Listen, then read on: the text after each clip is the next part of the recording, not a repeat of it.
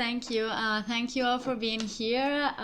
Also, I just wanted to say that you're my very first real life public. So, and not just a bunch of faces on a screen. So that's both very nice and very intimidating. But yeah, as you already know, the title of my poster is Scrivere non è stato altro che tradurre me stessa, which actually means writing meant nothing but translating myself. It's an actual quote that I took from an interview of Silvia Pareschi, which is a contemporary Italian translator. She mainly translates American literature. She is the Italian voice of authors such as Jonathan Franzen, Shirley Jackson, which is one of the authors I'm studying, Zadie Smith, Colson Whitehead, Junot Diaz, and many, many more. I might say that she is one of the most prominent contemporary Italian translators nowadays. She was born in 1969 in Varese, and as you might have already noticed, the theoretical framework I'm studying her into is that of translator studies. And the methods I am going to use to talk to you about her today is mainly a qualitative analysis of her blog, which is called 9 Hours of Separation, and a brief Zoom interview that I had with her a few weeks ago, which lasted about half hour, and during which she talked to me about herself, her work, and basically how she views herself as a translator. So when studying the literature review about translator studies, I came across mainly 4 features that were highlighted by all of the papers that I read, basically. The first of these is visibility. So I think, just to be clear, I think that Pareschi embodies all of these 4 features, of course, with her life and her work. So visibility is very important in her life. She is visible, of course, thanks to her blog. As Don pointed out, translators, cum bloggers, increase the visibility of other translators thanks to their blogs, of themselves, and of translation as such. And they actually build communities through their blogs as translators. And that's one thing that Pareschi does very well in her blog. As you can see, hopefully, in these 2 screenshots that I took from her posts, she actually promotes her work as a translator. She recently retranslated The Old Man and the Sea by Hemingway, and she is talking about it in master classes and online, and both online and in-person events. She recently held a seminar on the translation of Shirley Jackson, and she actually promotes all of these on her blog, so she makes herself very visible through her blog. Also, secondly, I think that she embodies the nomadic quality of translators, given that she spends half a year in San Francisco, where her husband lives, and half a year on Lake Maggiore in Italy, where she spent all of her childhood. And she actually taught me about it in the interview. She told me that as a bridge between 2 cultures, that translators are, of course, moving between 2 worlds has always been very useful to me, in that she embodies perfectly what Anthony Pym noticed about translators, in that they are not belonging to one culture, to culture 1, and not entirely belonging to culture 2, but actually living somewhere in the middle. And in that, I think that she is a perfect embodiment of this, because she actually she is sort of an outsider in America and in Italy as well. And that was useful in her translation, of course. And also, thirdly, she is socially aware, empowered, and ideologically committed.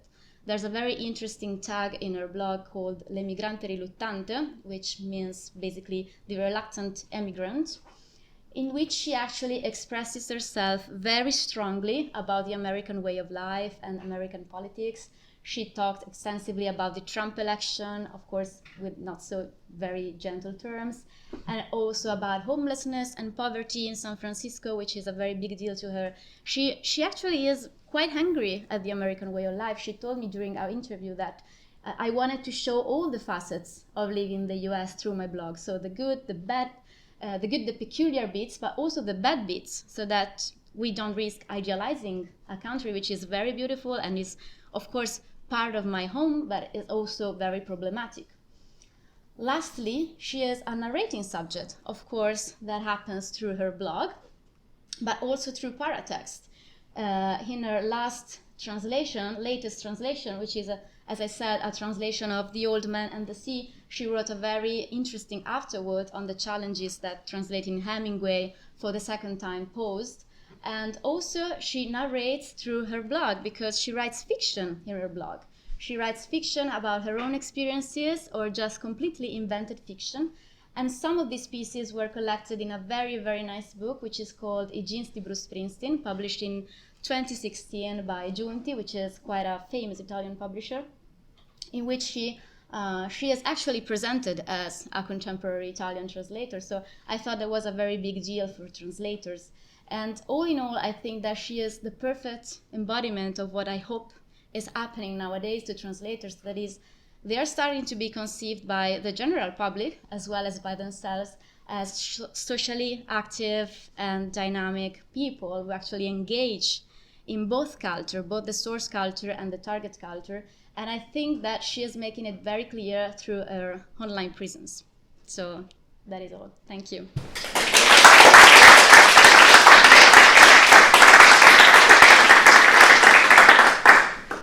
Thank you very much, Margherita. Thank you. I'm using this microphone because the other one wasn't working properly.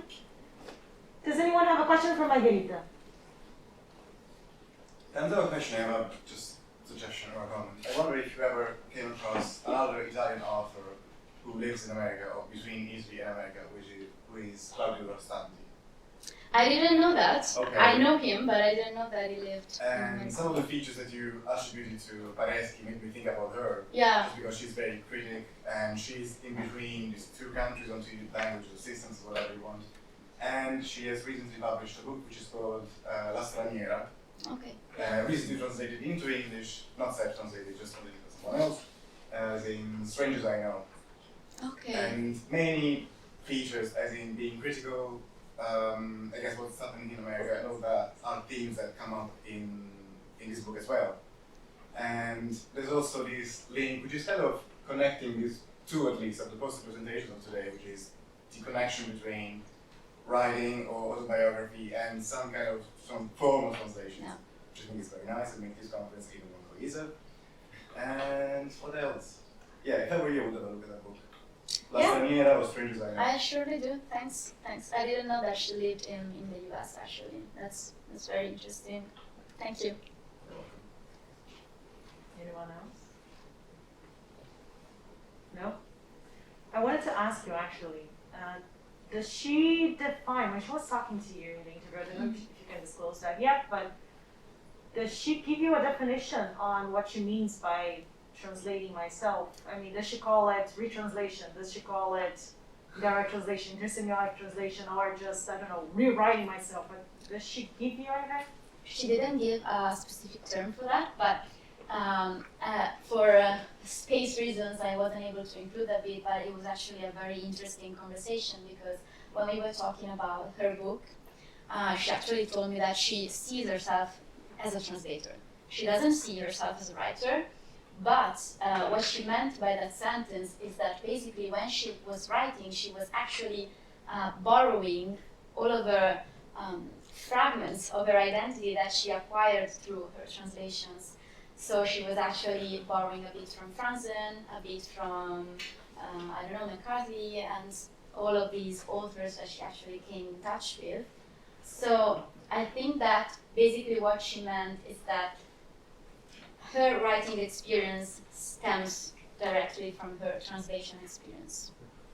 And so that she is mainly a translator to herself, and her writing comes second, in a way, but as a way of claiming identity. Mm-hmm.